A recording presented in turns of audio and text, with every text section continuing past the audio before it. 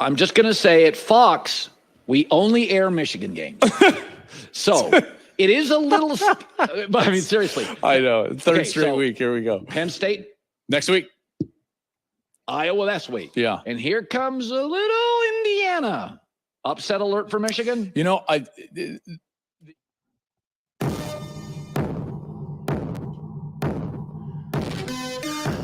upset alert. There's Joel Klatt. He was on the Colin Cowherd show. He's on there every week. And, yeah, they're going to be talking about Michigan. You know, they're like maize and blue. Colin and Joel doing all these Michigan games, and they're just getting started. We're just getting started here on the Maize and Blue Review. Welcome in, and good afternoon, Michigan football. That's the name of the broadcast you're watching or listening to right now. We are live weekdays at 1 o'clock talking about the latest in Michigan sports, and that has me looking ahead not too far, just till Saturday in Michigan and Indiana. You hear people say this a lot of times when they're doing radio, all kinds of different shows. We're jam-packed. Today we are jam-packed audio-wise, and let's just jump right into it and tell you what we're going to be talking about today. I think there's some good things for you that you're going to like. We have the latest in the game that's going to take place in the rolling hills of Bloomington, Indiana. Coming up high noon on Saturday, the latest with Michigan and IU. We'll be talking about that.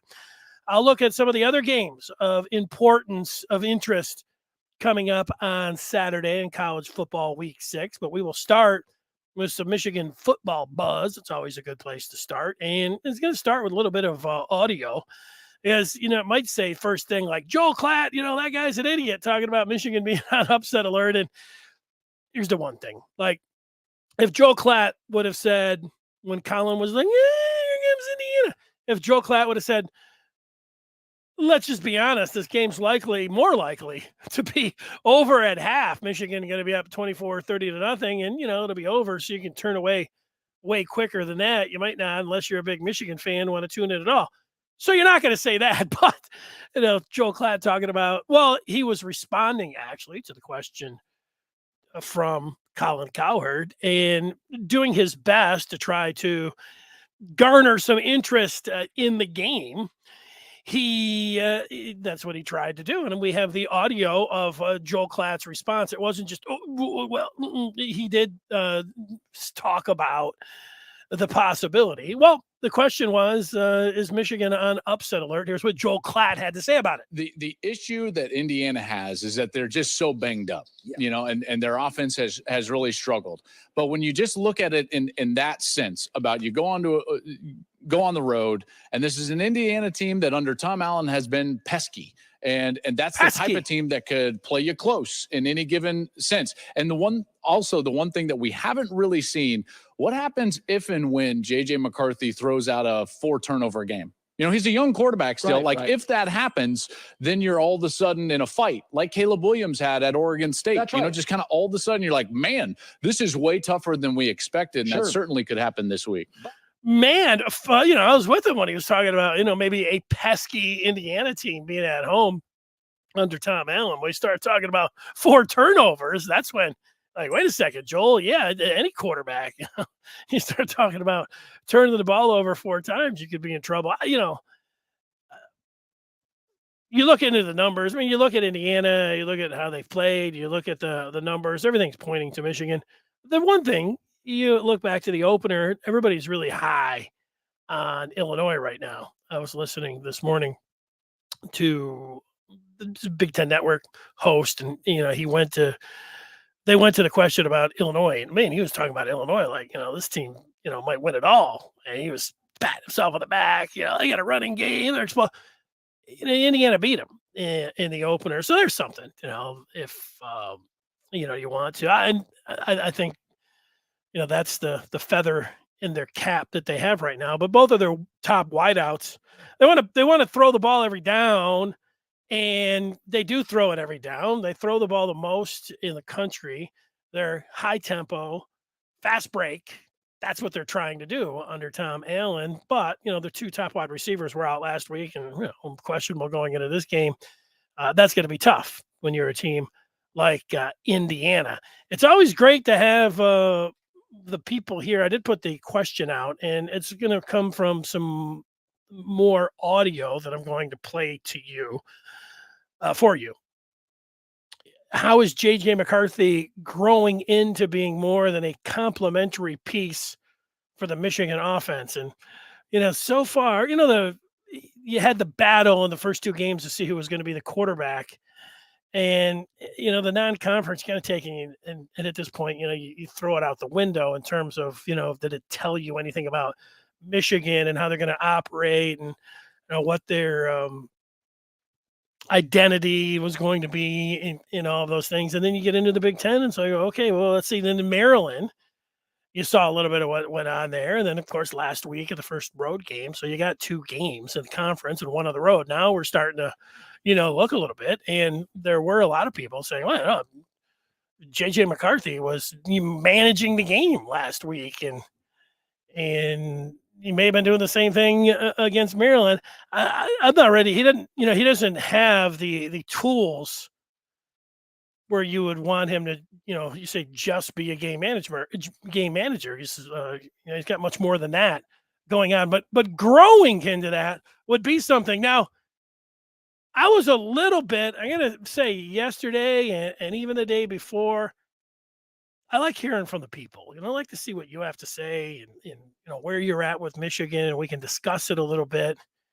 But one person we haven't heard from in a long time, and I get, if the next time, maybe it won't be for a couple of years. Hopefully that'll be the case that, I'll still be working here for the Maize and Blue Review, and Michigan football will not have lost a game, and everything's just going to keep going. It's going to be great.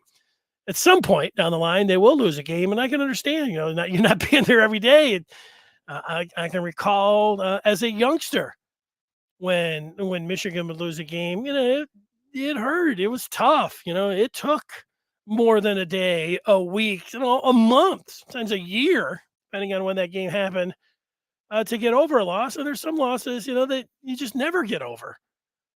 But Michigan, they haven't lost this year, and I had not seen anything from Antoine. And, he's back today, which is great to see him in the chat and leading off and answering the question. And he says JJ is learning how to be more careful with the ball. And it's a good lead into some more of this audio that I want to play for you. On the screen, you may have heard a former quarterback from UCLA and a guy who coached there and at Colorado, but he now works in radio. And his name's Rick Neuheisel. And I'm going to play his question about JJ McCarthy. I'll answer it. I'll see where your answer is, and then we'll play what his guest, his answer to the question. So here is Rick Neuheisel on Sirius XM this morning. Give me your grade on JJ McCarthy thus far. Obviously, the numbers are eye-popping, at least from efficiency, 78.6%, 10.1 per attempt, no interceptions. Those things are winning football and then some. Is he a kind of a complementary piece right now to this offense, kind of just, getting in the wake of Blake Corum in this running game? Or is he going to have to grow into the main focus of this offense as you see Michigan going forward? Because they're, to me, one of the best teams and one of the best stories. And I know there hasn't been a lot of meat on the bone with respect to a schedule, but you can't knock what you're seeing there as you watch these guys play. And that, yeah, a lot of good things there from Rick Neuheisel, asking the question about JJ McCarthy being a complementary piece. When you think about the main question there, is JJ McCarthy a complementary piece, or is he growing into being the main focus of the offense?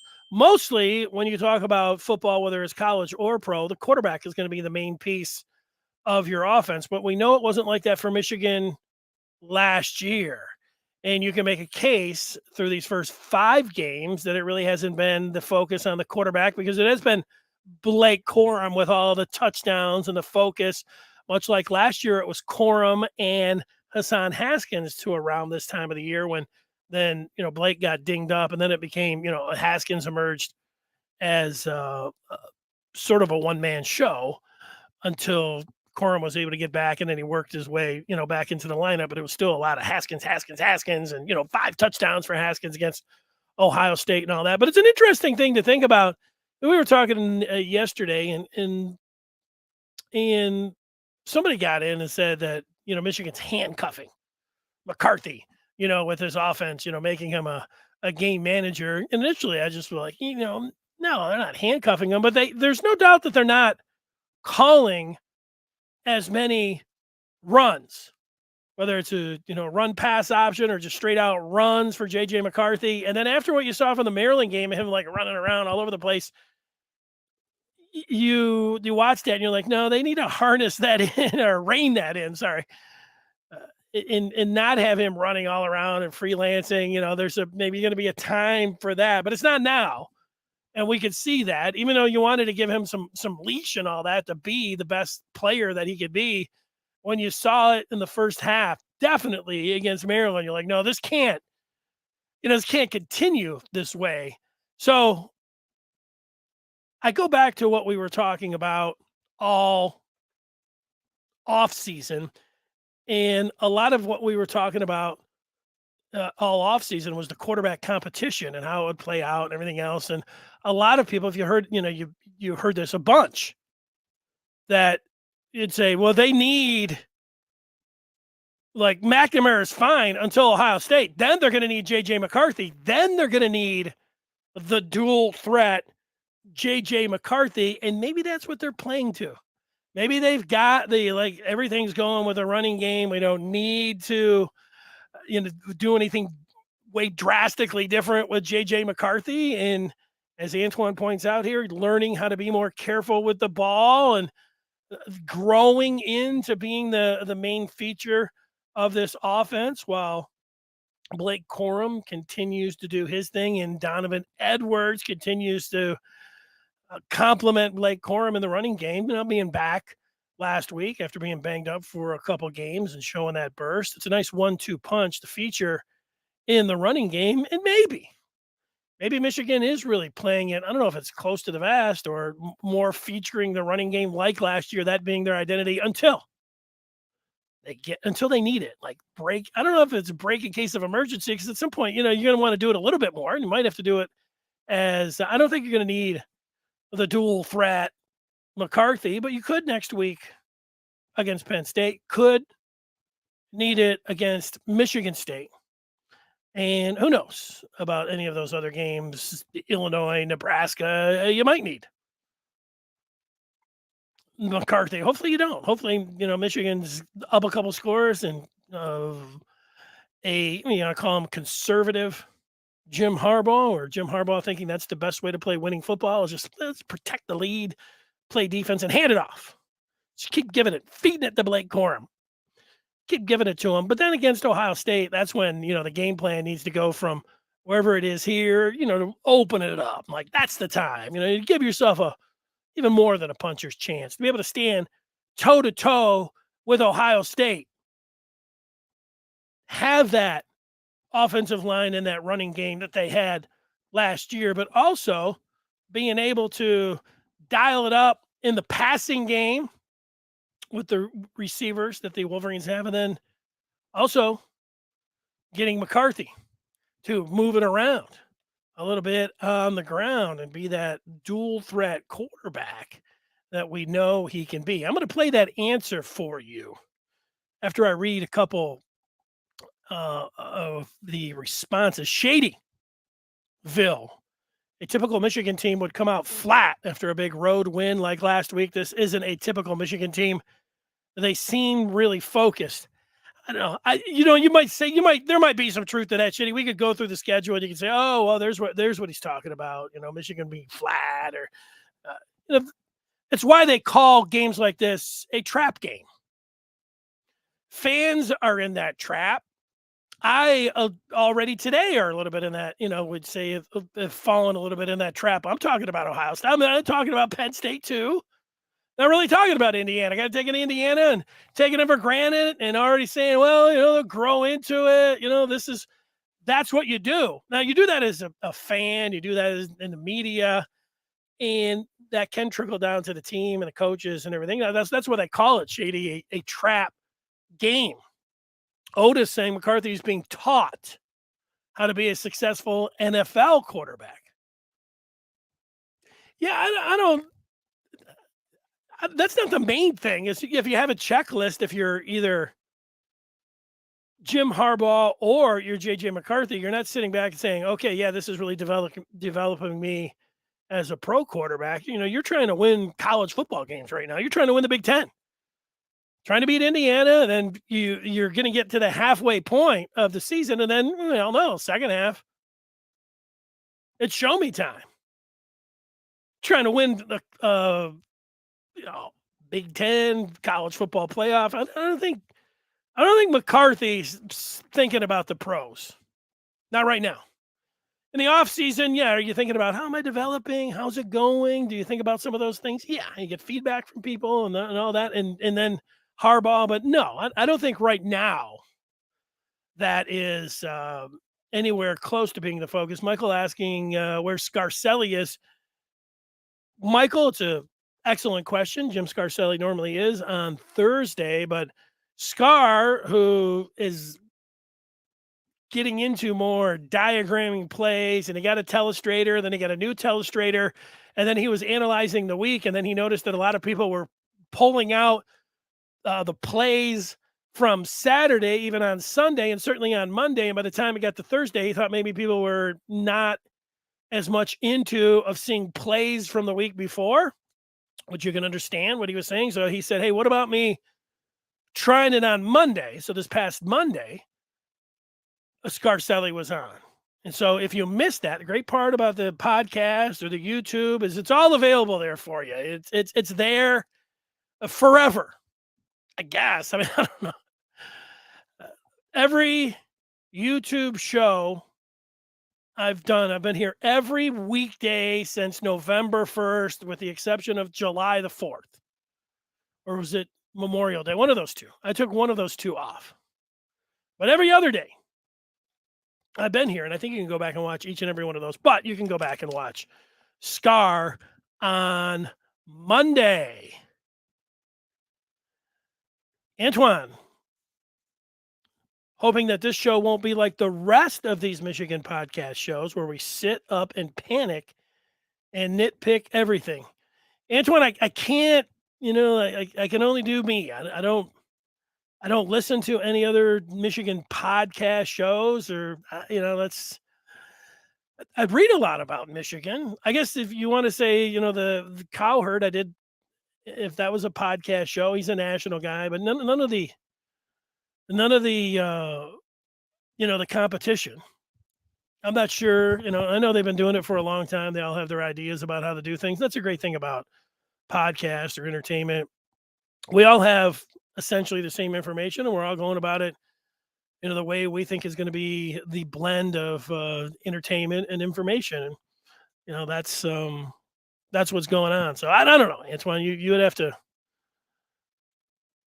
I don't know how to compare and contrast those guys. I think a key for McCarthy is finding a middle ground between his freestyling nature and the Harbaugh ball. There's that Harbaugh phrase, a word that came up yesterday that I'd never heard of.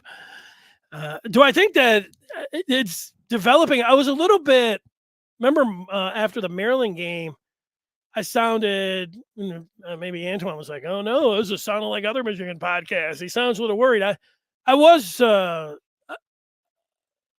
little surprised at how the game seemed a little fast and how McCarthy seemed a little shaky in the first half against Maryland. But Maryland was a step up in athleticism and speed from what Michigan and McCarthy had seen in the non-conference. So maybe I should have expected an adjustment period. And then if Michigan is reining McCarthy in, and, like last year he came in, he was mostly, you think, a running specialist. Like that was his thing. He threw too, but, he was coming in a lot of times, short yard situation. He was running. And he thought about, he's a real runner. He's a runner and a thrower. And there's no doubt that through these first 5 games that they are not purposely putting him out there and running him. Does it have to do with him trying not to get him hurt? I don't, is a consideration, maybe. Do you want to run him when you think you're going to win these games by throwing? You want to develop the passing game? A lot of different things involved in that. There is the thought, and I thought about this, after the Maryland game, is that you got to let JJ be JJ. Oh, don't try to make him some, pocket passer when he's a dual threat. You got to let him, you got to let him be McCarthy. Let him be JJ McCarthy. But the idea of evolving and molding him and working him, as we have, talked about here, that could be the idea. Is there a way that, of course, everything can backfire. Is there a way you can backfire? Let me get to it, because I could read these, and I will. I'll try to read all the feedback. I sit here and read this feedback all day long, but let me play the second half, or the answer to the question from Rick Neuheisel. And if you're just joining us, Neuheisel asked his guest if Michigan, if McCarthy is just a complementary piece, or is he growing into being the main focus? And the guest that he had was Rick PIzzo from the Big Ten Network, who you see on the screen if you're watching. And this is what PIzzo, here's how he answered the question from Neuheisel.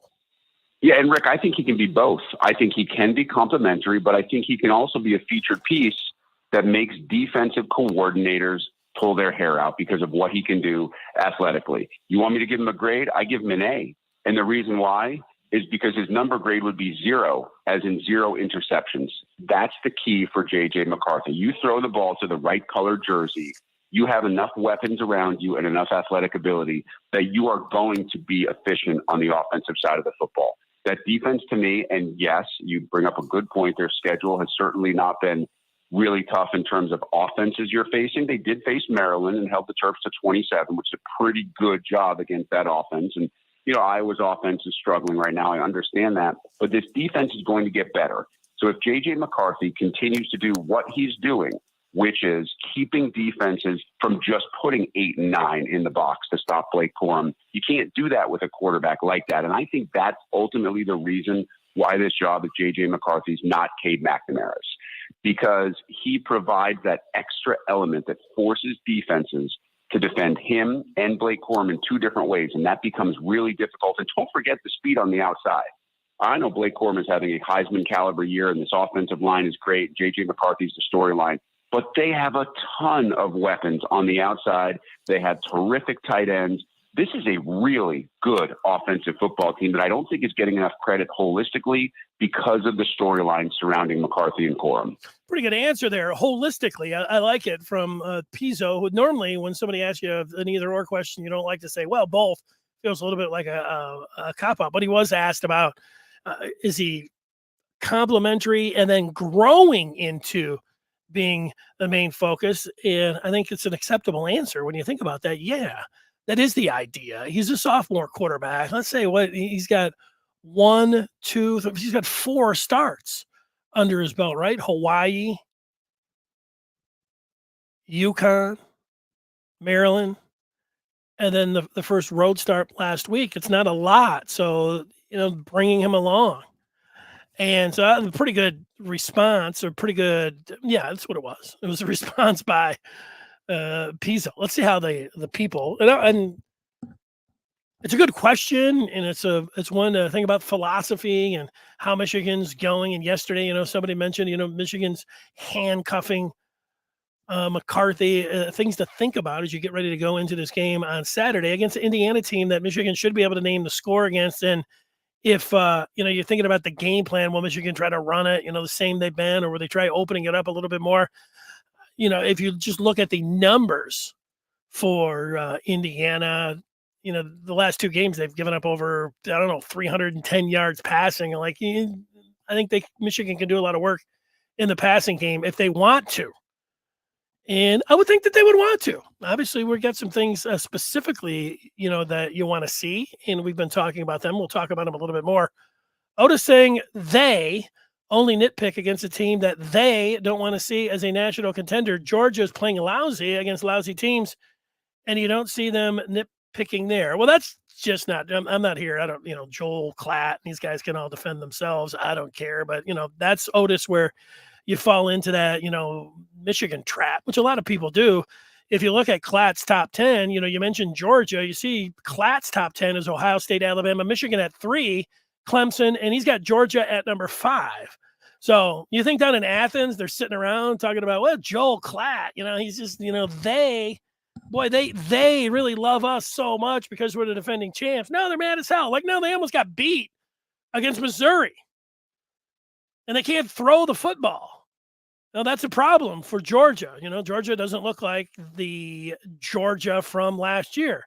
They're not Georgia from last year, but that's flat out wrong, Otis, when you're looking at that through Michigan glasses, which is okay.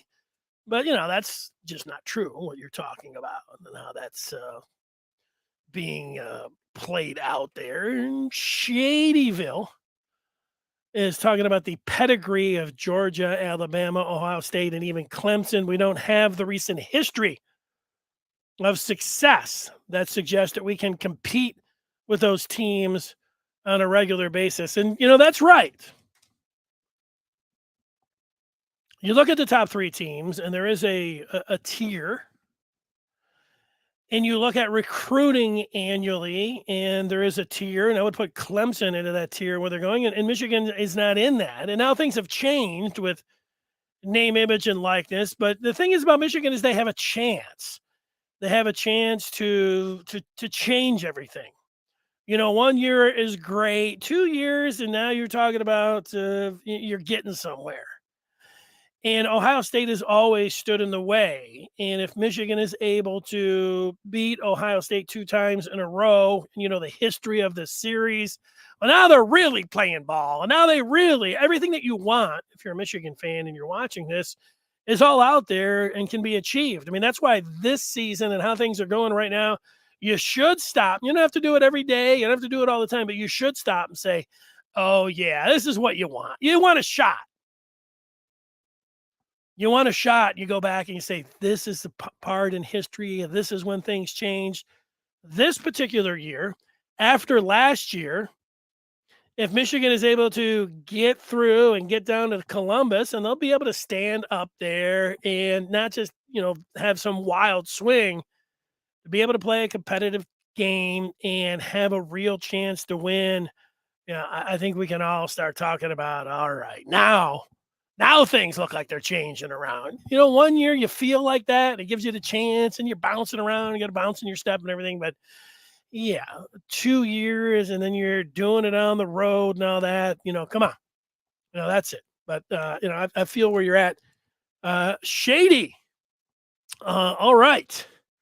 Now, let's get on to some other things. And that is still with the buzz with Michigan.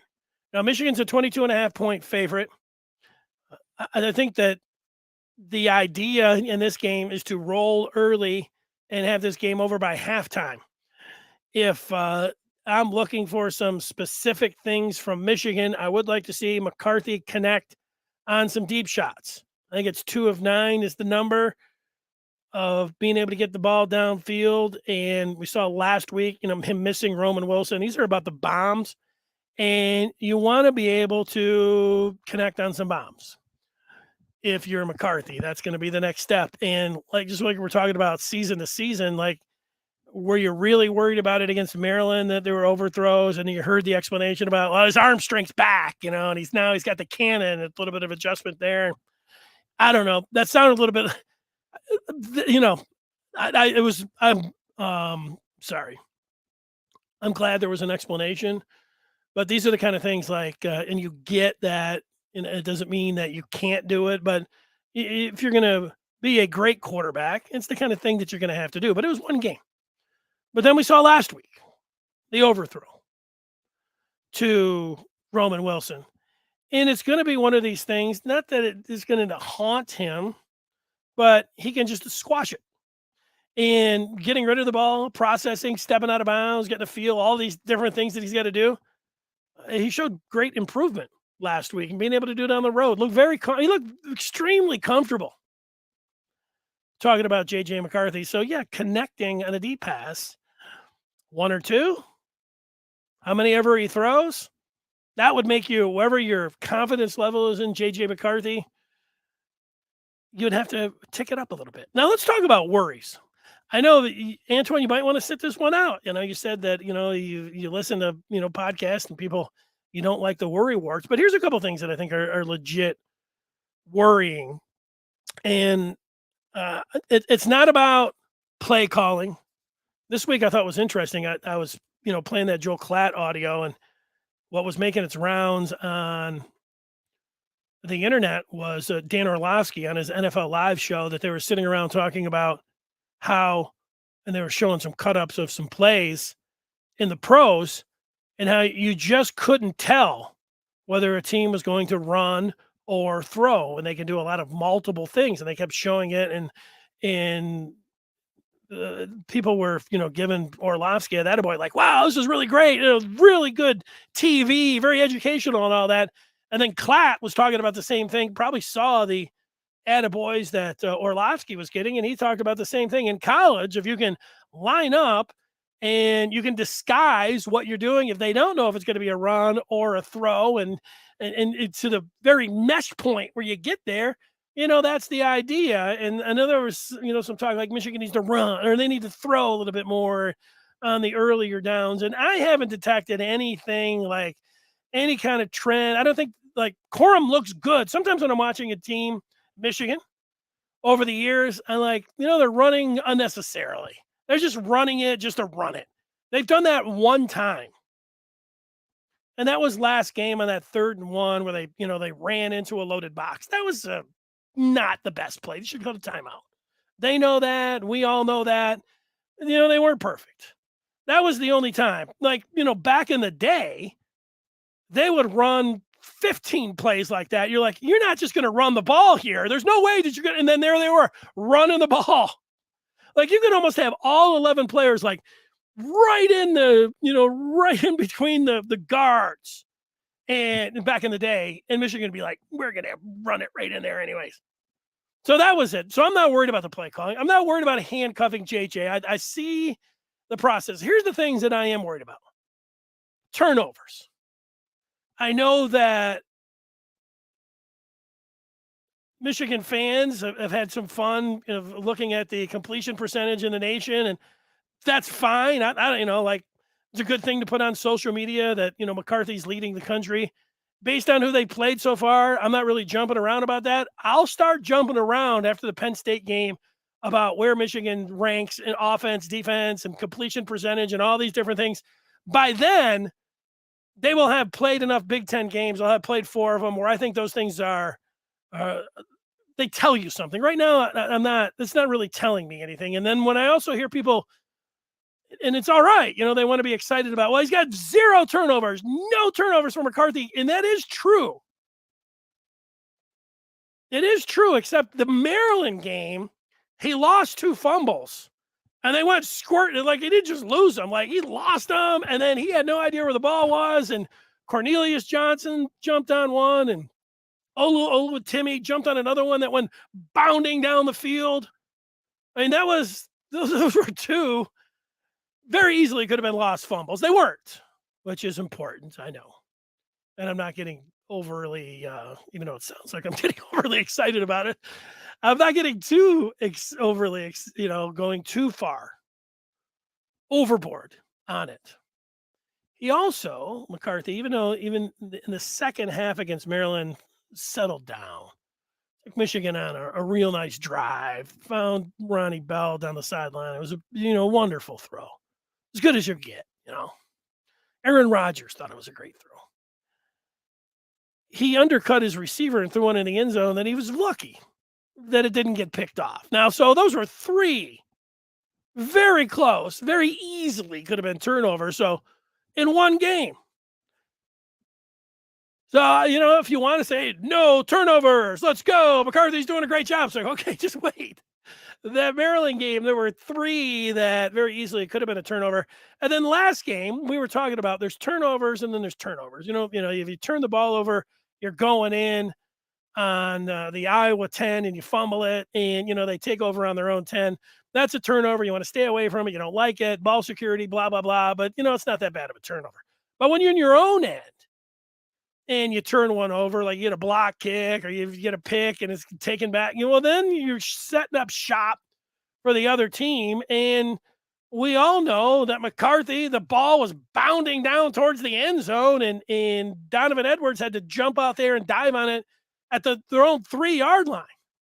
That was dangerous. So McCarthy has been he's been fumbling the ball, even though there's that goose egg there. So that does, if there's my top worry, even though that he has a 0 next to his name when it comes to turnovers. You ever hear like his Pro Football Focus and they've got all these different turnover-worthy plays and all those?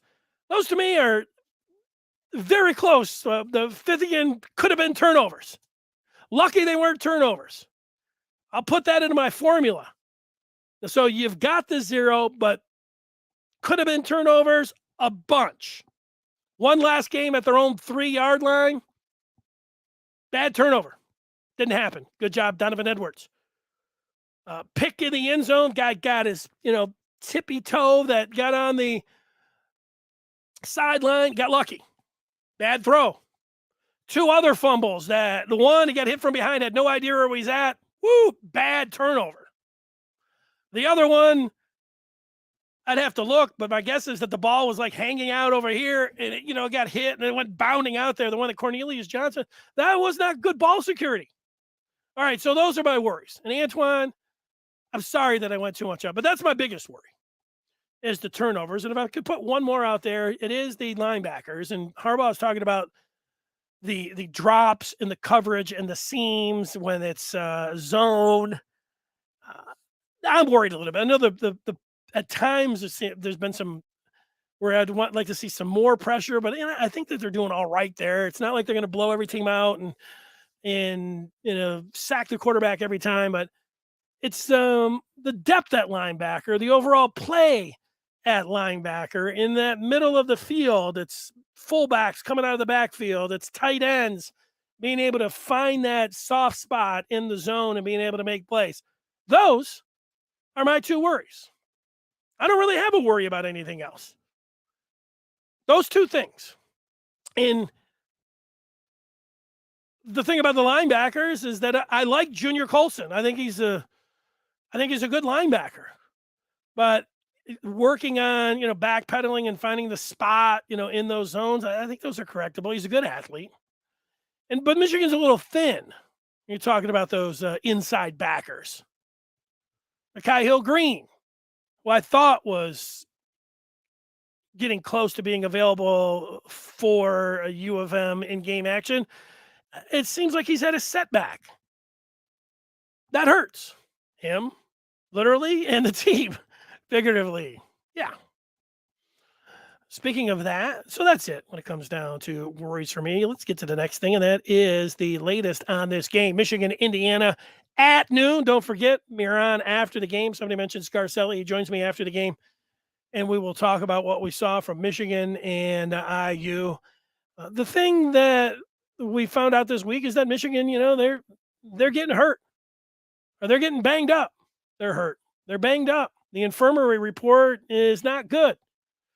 Harbaugh doesn't want to say anything about any injuries. He's tired of talking about it. It's because there's too many guys out there that are going down. Michigan lost their long snapper. They lost their special teams ace in Caden Kolazar. I'd never heard of William Wagner. That's a good thing. He was Michigan's long snapper. He was really good, and there was no reason to say his name because he didn't mess up on any long snaps. But that hurts. I already mentioned 41. That's Mekhi Hill-Green. Doubtful. 83. Eric All. Doubtful.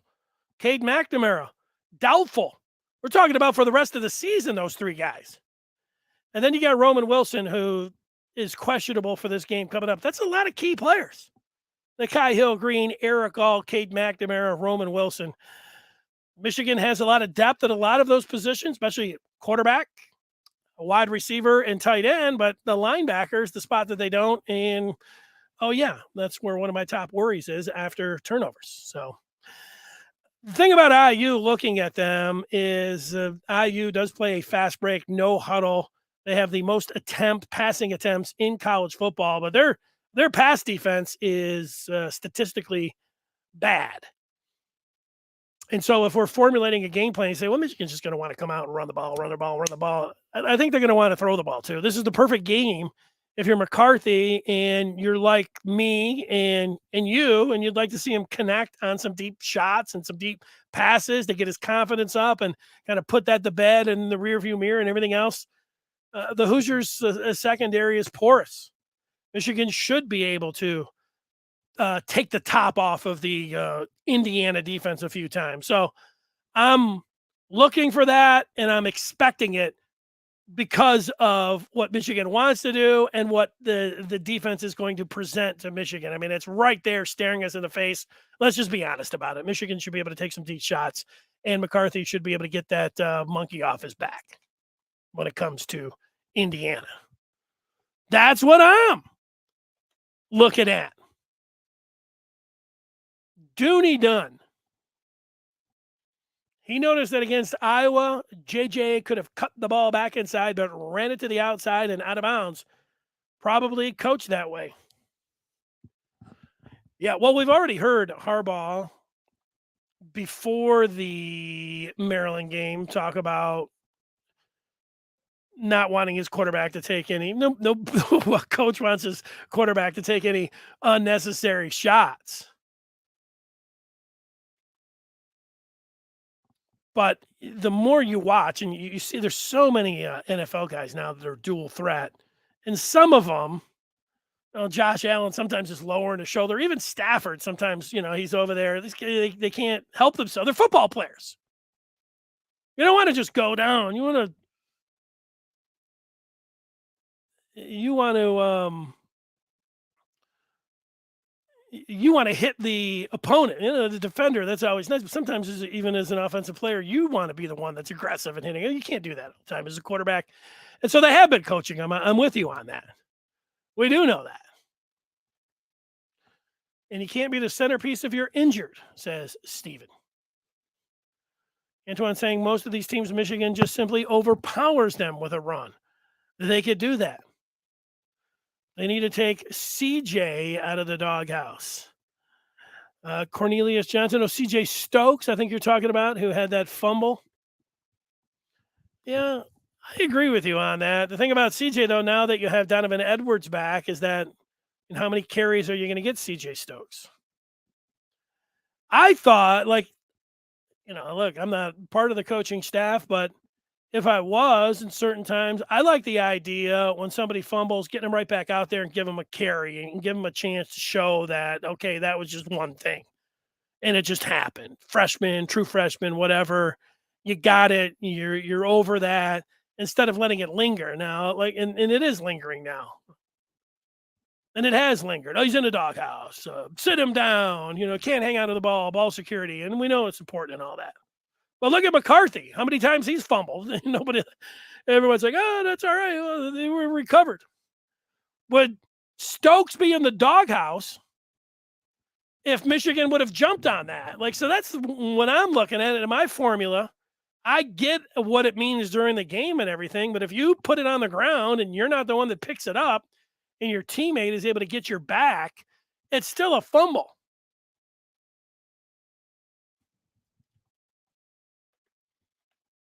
Otis doesn't want to wear out Blake Corum in the meantime. Blake Corum wants the ball. He wants, how many carries? 29 carries last game.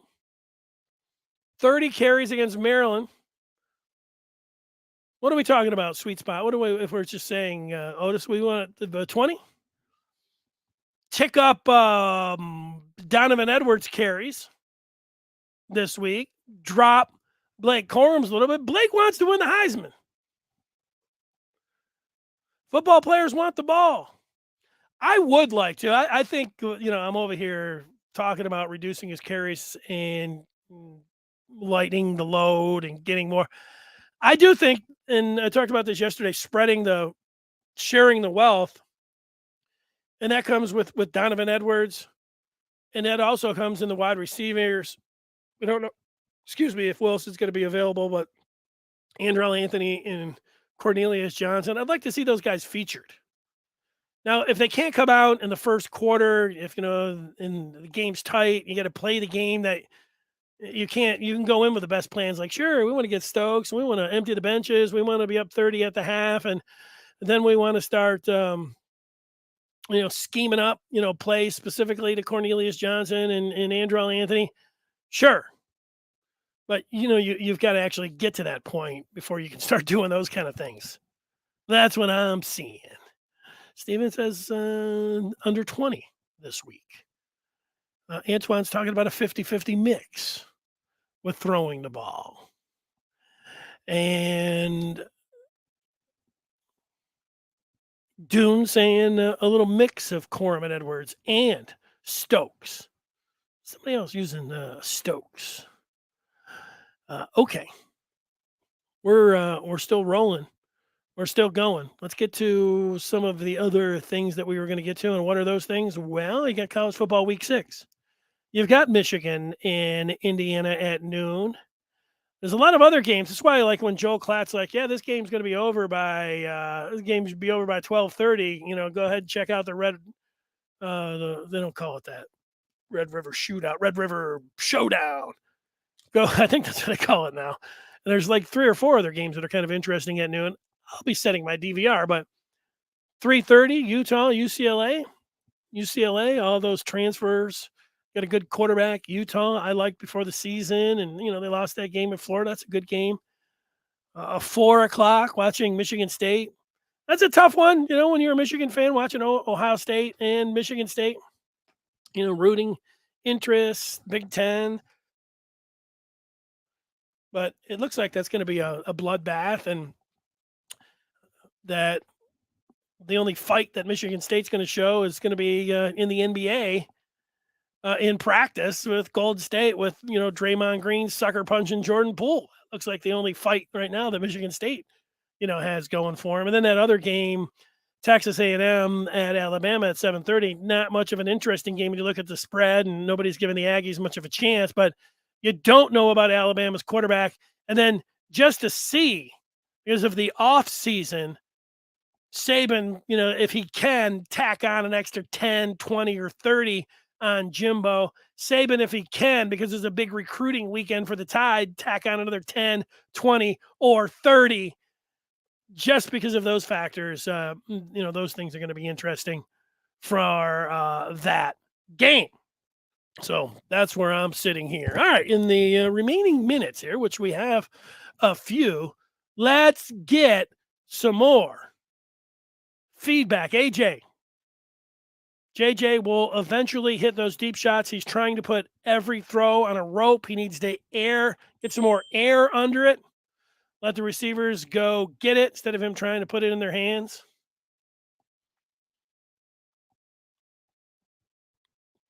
Okay.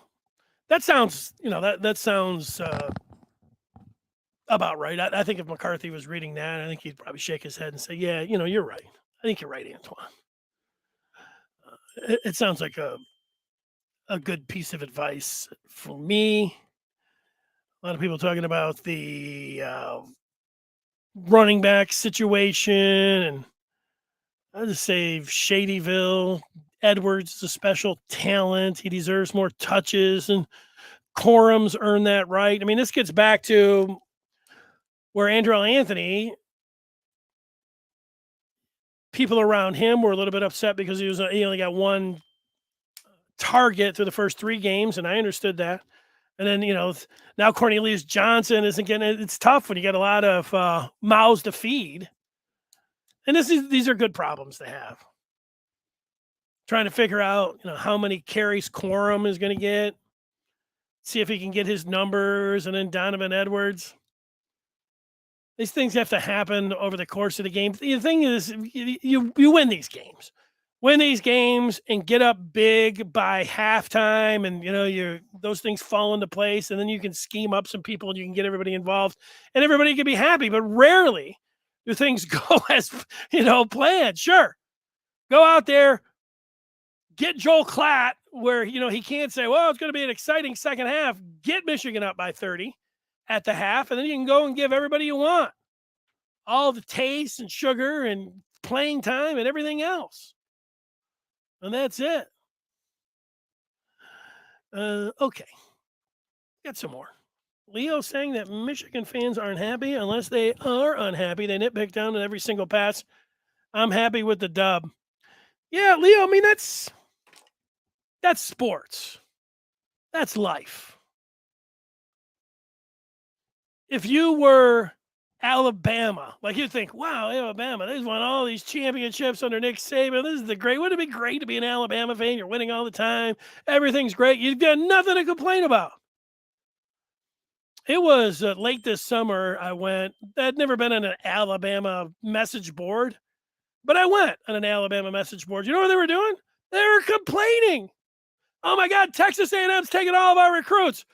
Nick Saban's 71 years old on Halloween. He's probably going to be retired. We can't afford. I mean, like, you wouldn't have believed the amount of complaining from Alabama fans. This is not exclusive to Michigan. If you're a good team, if you're a popular team, and if you have a lot of fans, you're going to have people complaining. You ever listen to sports talk radio? The only people that call are people that are complaining, because you know what? That makes the interesting call. I did 25 years of radio, and you know that I remember when the Tigers went to the World Series in 2006. I was on after every game about midway through the season into the next season. When the Tigers would win, and they'd be home, and they'd have 35,000 sellout, a great game. Tigers win 5-0. You might get, people like, you get like 4 or 5 people will call in like, oh, it was a great home run, the third inning. It was awesome. And it was a great catch. In the 7th, and then there'd be a couple more people who say, oh, I had a lot of fun at the game. That would be about it. You take about 5 calls. If the Tigers would lose, there were 10 phone banks. All 10 of those phone banks would be filled for like 3 hours. And that's all people would do is complain and say the same thing. Why are they playing this guy? Why did they take so-and-so out in the 7th inning? People like to complain. So, and I'm complaining about you putting the line about Michigan fans aren't happy unless they're unhappy. That's all fan bases. That just means you're having success and that you're popular. That's how it works. So, now I do think that, there are people that are just predisposed to that they're just always unhappy. And I'll tell the story of my late stepdad, who he would have been a great sports talk caller because he was never happy. He was a Red Wings fan. And growing up, that's the only thing he watched was hockey and the Red Wings. He watched Hockey Night in Canada, he watched the Red Wings. And it's all he would do is complain. This team is never going to win the Stanley Cup. They're not big enough on defense. The goaltender's a sieve. The coach is too soft. I mean, it's all he ever did. They hired Scotty Bowman. Scotty's great, but he just doesn't have the goaltending, just doesn't have the big defenseman. Every game, every playoff, that's all he did is complain. The Red Wings finally won, exercised the ghost of, 37 years or whatever it was from the last time that they had won the Stanley Cup back in 97. And it is the parade and everything else. And the next day I called, I'm thinking, this is it. This is finally, he's going to be so happy. He's going to talk about it. I got in line. I was like, they won it. Wasn't it awesome? And he said, yeah, but you know what? There's no way they're going to repeat unless they sign Vernon. And, there's no way they're going to be able to pay. I was like, wait a second. You enjoyed it. He didn't even enjoy it I don't even know if he sounded like he enjoyed it for 2 seconds. Wasn't it great? They won it. Wasn't it awesome? He said, yeah, it was great, but they're not going to win. There's a lot of people like that out there. We like those people. They make it interesting. And if everybody is always just like, everything's great and let's just look at the glass half full, and let's only talk about the positive things, I think it can get it may get a little boring. I think you just want to be honest. Like, some people are like dishonest complainers. I don't think they're just complaining. I don't even believe what they're saying. Or they start complaining about things like right now with Michigan, there's very little to complain about. 4-0. I'm sorry, 5-0. Number 4 team in the country. There's no reason to complain about Joel Klatt for disrespecting him. Joel Klatt thinks they're the 3rd best team in the country. But people, are bringing in like Harbaugh's going to sabotage this because look what happened the previous years. Ooh, yeah. I have to admit, Harbaugh, from the time he came in, I thought it was a grand slam hire. But, with losing to Ohio State and how he dealt with the quarterbacks, it was getting really hard. I felt like after the pandemic season, unless you were a complete homer, that I thought it was a very legitimate if you thought that you wanted to, move on. Now, that wasn't the correct move. And so your faith in the coach and in Ward Manuel in Michigan was rewarded by you being supportive and always being behind the coach. But my guess is that if you were behind Harbaugh after the pandemic and behind Ward Manuel after the pandemic of staying with Jim Harbaugh, then you're always going to be. You're never gonna question anything, which is okay. All right, I've gotten way upfield complaining. I'm not really sure why it started that way or where it was going. It just happened. People are now just talking about everything. He's recalling an A-Tray fumbling big versus Northwestern. Oh, you mean in 2000 in the 54-51 game? When Drew Henson threw up a 50 spot on the Cats? I was at that game, sitting up in the press box in Evanston. What it is? Evanston? Chicago? Yeah, and you're looking out, you can see Lake Michigan. Michigan's going to win that game, but it was apparent, like, for the first snap. It wasn't Darnell Autry. It was the other running back. It was jailbreak, and Jim Herman had no answers defensively. But all of that being said, Henson led him back, had him in position to win that game, and Thomas didn't just fumble. The A-Train, the Louisiana touchdown machine, got the ball and was just running over the right side. Nobody tackles him. Nobody poked the ball away from him. And you know what he did? He just dropped it. Michigan lost that game 54-51. The only other game Henson lost as a starter was earlier in the year at Purdue against Drew Brees in a 31-30 game. Henson played fabulous in that game. Brought him back late, got him in position. The defense let him down. Lost 2 games as a starter. One by 1 point, and the other by 2 or 3, and scored 50 on Anderson. That was the running back's name, right? Damian Anderson, I think, for Northwestern. But yeah, that wasn't a very good fumble. Ricky Powers fumbled one time at a game against Illinois. I was at the game, and then I left the game early. Michigan had won the game, I thought.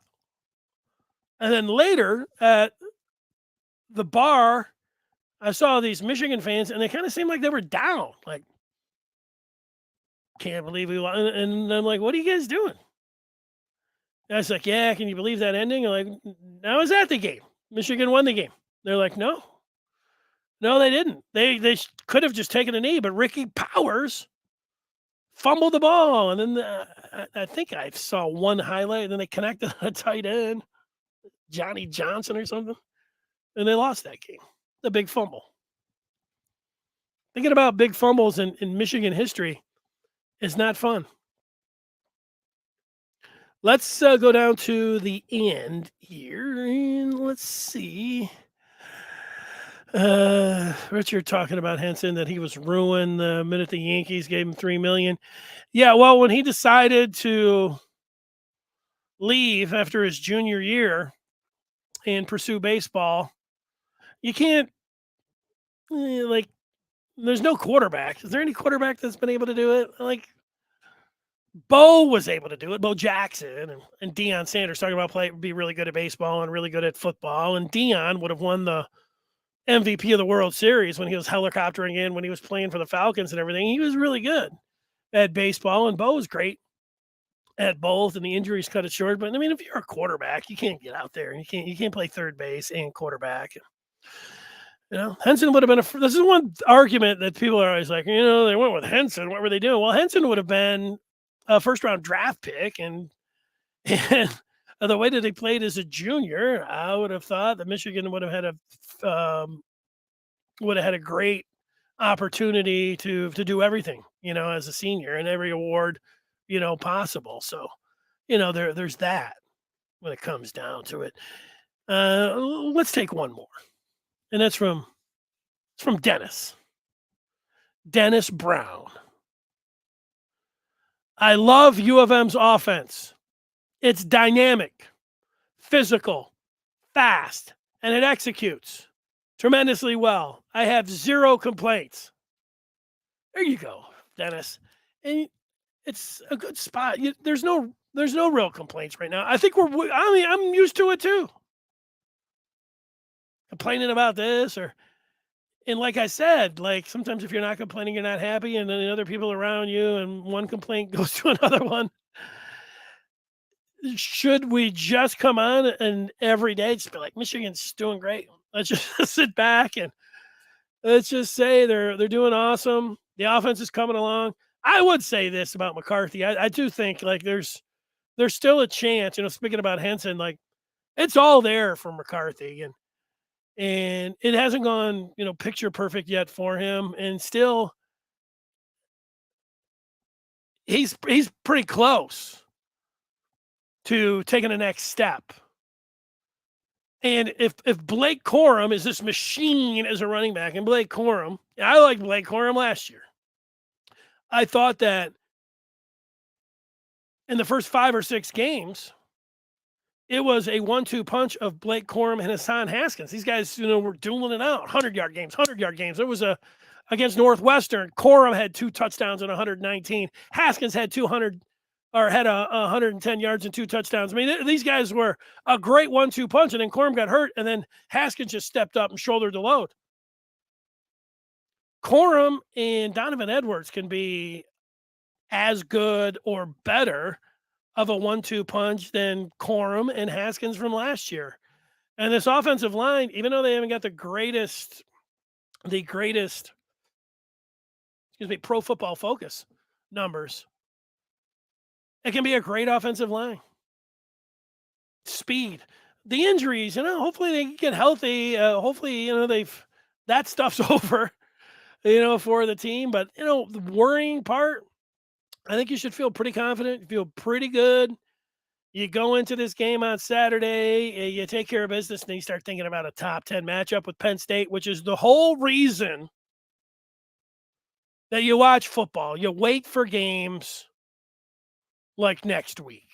You wait for games like October 15th, 2022, where Michigan, at least the number 4 team in the country, is going to take on probably at least the number 10 team in the country in Penn State. You put the probablys and at least in there, and it doesn't sound as good as saying a top 10 matchup, but it's probably going to be a top 10 matchup, and it's the reason that you're watching and listening and that you're a big Michigan fan to start with are games like that. It's not the non-conference schedule this year, nothing else. Everything that they've been working towards really is going to be this gigantic, it's a gigantic hurdle. It's a hurdle. It's a really big test for them. I don't want to overdo it. The Judgment Day. Everything is on the line against Penn State.